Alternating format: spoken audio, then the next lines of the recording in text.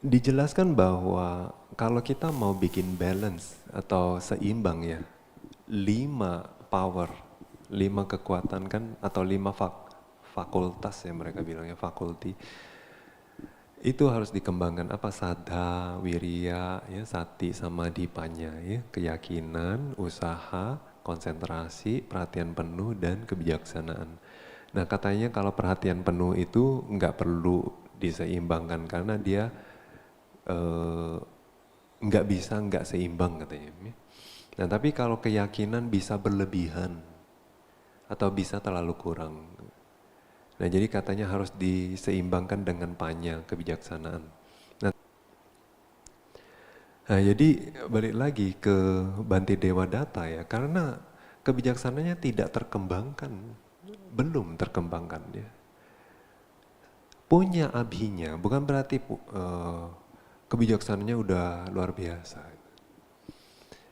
Perihal kayak Bante ngomong kayak itu hanya satu keterampilan. Keterampilan mengarahkan batinnya ke objek.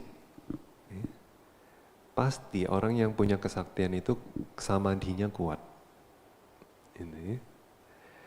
Nah, kecuali saktinya dibantu makhluk lainnya itu beda loh ya. Tapi kalau kita ngomong saktinya itu karena konsentrasi, ya pasti dia punya konsentrasi yang enggak hanya jana loh. Dan juga jangan kebawa omongan orang, oh kamu mau latih jana, mau sakti ya, mau terbang ya. No, punya jana bukan berarti kamu bisa terbang. Ya, jana itu harus dikembangkan lagi, ada lagi latihan tambahannya kalau mau sakti. Enggak cukup hanya jana saja. Jadi kita mau punya jana ya, itu untuk melihat dengan apa adanya aja. Bantu untuk melihat kebenaran, itu kita mau punya jana. Kesaktian itu bahkan kita anggap sebagai ancaman loh.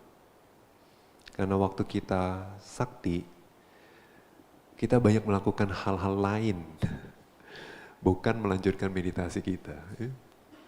Nah itu bisa keseret, bisa lupa bahkan jalurnya. Yang terjadi sama Bante Dewa Data adalah itu. Waktu sakti, dia bukannya pakai kesaktian itu atau konsentrasi itu untuk melihat kebenaran, berlatih anicca dukkha anatta, bukan. Ya. Dia akhirnya malah pakai untuk menggulingkan Buddha.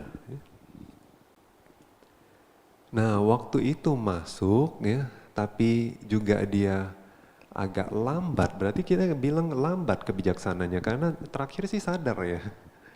Terakhirnya sadar bahwa nggak benar gitu kan. Akhirnya mau berlindung lagi kepada Buddha Dhamma Sangha kan. Nah, berarti kita bilang kebijaksanaannya tuh lambat. Lambat munculnya, lambat sadarnya lah kita bilang. Nah, jadi sempat melenceng dong. Nah itu karena penekanannya itu ke kesaktiannya itu.